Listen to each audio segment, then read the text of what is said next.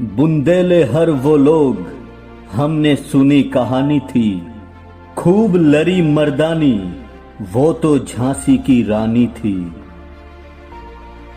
ঝাঁসির রানী লক্ষ্মীবাই সম্বন্ধে জানেন না এমন মানুষ ভারতবর্ষে আছে বলে তো জানা নেই। কিন্তু রানীর সাথে কাঁধে কাঁধ মিলিয়ে ইংরেজদের বিরুদ্ধে লড়াই করা ভারত মায়ের এমন এক বীরাঙ্গনা, যার মাথায় ছিল না রানীর মুকুট, না ছিল সিংহাসন।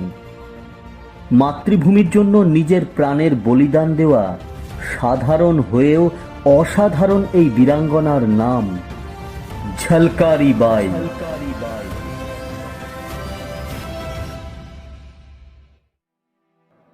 বুন্দেলখণ্ডের ভোজলা গ্রামে 22শে নভেম্বর 1830 খ্রিস্টাব্দে এক গরিব দলিত পরিবারে জন্ম হয় এক অতি সাধারণ মেয়ের।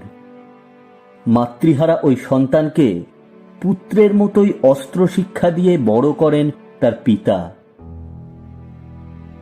কে জানত ছোট্ট ওই বাচ্চা মেয়ে একসময় ঝাঁসিকে রক্ষা করতে রানী লক্ষ্মীবাইয়ের সব থেকে ভরসা সম্পন্ন একজন সেনানেত্রী হয়ে যাবেন। ঝলকারি বাইয়ের সম্পূর্ণ কাহিনী বলার আগে আপনাদের কাছে একটা ছোট্ট অনুরোধ, আমাদের চ্যানেলটিকে সাবস্ক্রাইব করে বেল আইকনে ক্লিক করে রাখুন। আমাদের প্রতিটা এপিসোডের আপডেট পৌঁছে যাবে আপনাদের কাছে।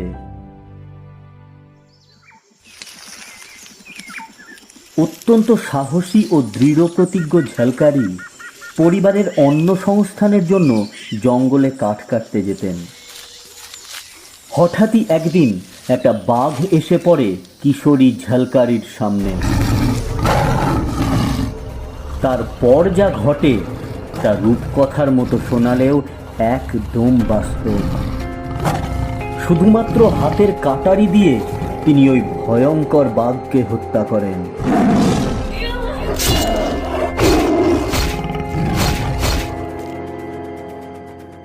ভারতীয় ইতিহাসে বাঘ শিকারী শেরশাহের নাম অতি গর্বের সাথে পড়ানো হলেও ঝলকারি বাইয়ের ইতিহাস ব্রাত্য। তার গ্রামে একবার ডাকাত পড়ে। তিনি একা ওই ডাকাত দলের বিরুদ্ধে রুখে দাঁড়িয়ে ডাকাত দলকে পিছু হটতে বাধ্য করেন। এমন বীরাঙ্গনার বিবাহ ঠিক হয় তারই মতো একজন বীর ও সাহসী যুবকের সাথে। ঝাঁসির কেল্লাতে একজন সেনানায়ক পুরান কৌরি। বিয়ের পর ঝলকারি বাই তার স্বামীর সাথে কোনো এক পুজো উপলক্ষে ঝাঁসির কেল্লাতে যান। তখন ঝাঁসির রানী লক্ষ্মীবাইয়ের সাথে তার সাক্ষাৎ হয়। রানীর সাথে তার চেহারার অদ্ভুত মিল দেখে রানী হতবাক হয়ে যান। এরপর যখন ধীরে ধীরে রানীমা ঝলকারি দেবীর সাহসিকতা ও বীরত্বের কথা জানতে পারেন, তখন তিনি তাকে রাজ্যের মহিলা বাহিনী দুর্গা দলে সামিল করে নেন। অসীম বীরত্ব, অকল্পনীয় সাহস ও নিপুণ যুদ্ধকলার পারদর্শিতার সাথে নেতৃত্ব দানের ক্ষমতায় খুব তাড়াতাড়ি ঝলকারি বাই দুর্গা দলের কমান্ডার হয়ে যান। শুধু তাই নয়, রানী লক্ষ্মীবাই যে কোনো সিদ্ধান্তে ঝলকারি বাইয়ের মতামতকে যথেষ্ট গুরুত্ব দিয়ে গ্রহণ করতেন।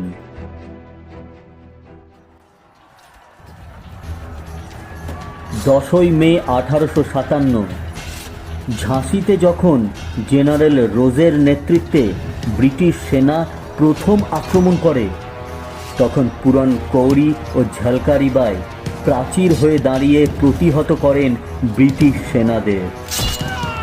কিছুক্ষণের মধ্যেই ব্রিটিশ সেনা প্রাণ ভয়ে দৌড় দেয়।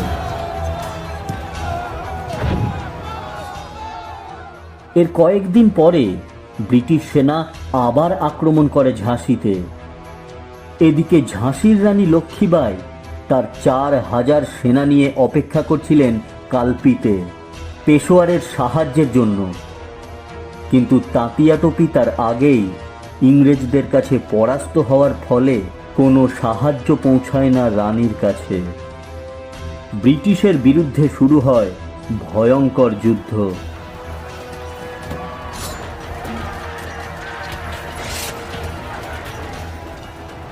ইতিহাস জানে, বাহুবলে এঁটে উঠতে না পারলে ব্রিটিশরা সেখানে ঘুষের রাস্তা বাছত। যেখানে ঘুষ চলত না, সেখানে বিশ্বাসঘাতকদের বাঁচত। ইতিহাস সাক্ষী, ভারতে যখনই কোনো বিদেশি আক্রমণ হয়েছে, ভারতের মাটি রক্তে ভেসে গেছে, যে কোনো রাজ্যের পতন হয়েছে, তার পিছনে বিদেশি শত্রুর আক্রমণের থেকে স্বদেশী প্রতিবেশী বা সবচেয়ে বিশ্বস্ত লোকের বিশ্বাসঘাতকতাই ছিল মূল কারণ। কেল্লার একদিকের দরজার দায়িত্বে ছিল দুলহা জু নামের এক ব্যক্তি। তিনি ব্রিটিশদের সাথে হাত মিলিয়ে সামান্য কিছু অর্থের লোভে কেল্লার দরজা খুলে দেন। এমন অবস্থায় যখন ব্রিটিশ সেনা কেল্লাতে ঢুকে আক্রমণ শুরু করে, তখন রানী লক্ষ্মীবাইয়ের নির্দেশে একটা পরিকল্পনা করা হয়। দেবী ঝলকারি বাই রানীর পোশাক পরে সৈন্য নিয়ে বেরিয়ে পড়েন কেল্লার দরজার দিকে। তার চেহারার সাথে রানী লক্ষ্মীবাইয়ের চেহারার অদ্ভুত মিল থাকায় ব্রিটিশের কোনো সৈন্য বুঝতে পারেনি যে তিনি রানী নন। ব্রিটিশ সেনাদের বিরুদ্ধে তুমুল যুদ্ধের মধ্যে দেবীর কাছে খবর আসে তার স্বামী পুরাণ কৌরি যুদ্ধে শহীদ হয়েছেন।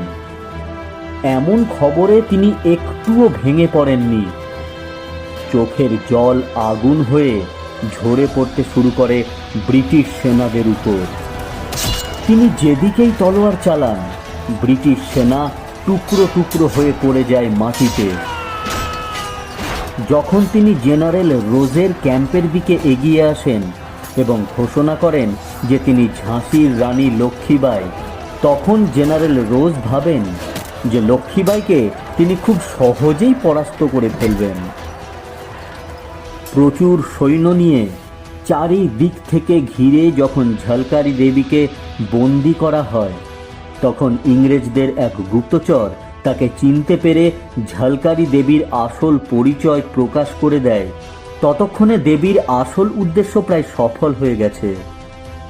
উদ্দেশ্য ছিল ব্রিটিশরা ভাববে যে তারা রানী লক্ষ্মীবাইকে পরাস্ত করে ফেলেছে এবং যুদ্ধে অমনোযোগী হয়ে পড়বে, এবং সেই সুযোগে রানী লক্ষ্মীবাই তার সেনাকে আবার সংগঠিত করে ফেলবেন।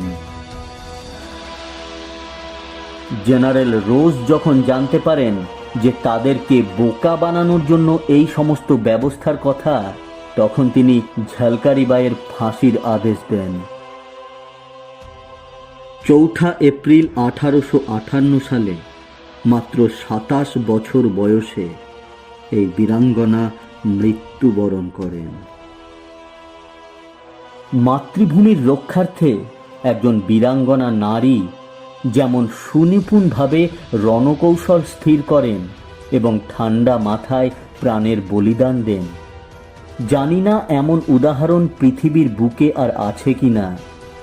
তবে ভারতীয় নারীর এমন বুদ্ধিমত্তা ও রণকৌশলে হতবাক হয়ে জেনারেল রোজ বলেন যে ভারতের নারীদের মধ্যে 1% নারীও যদি ঝলকারি বাইয়ের মতো সাহসী হয়ে যায়, তাহলে ইংরেজদের ভারত ছাড়তেই হবে।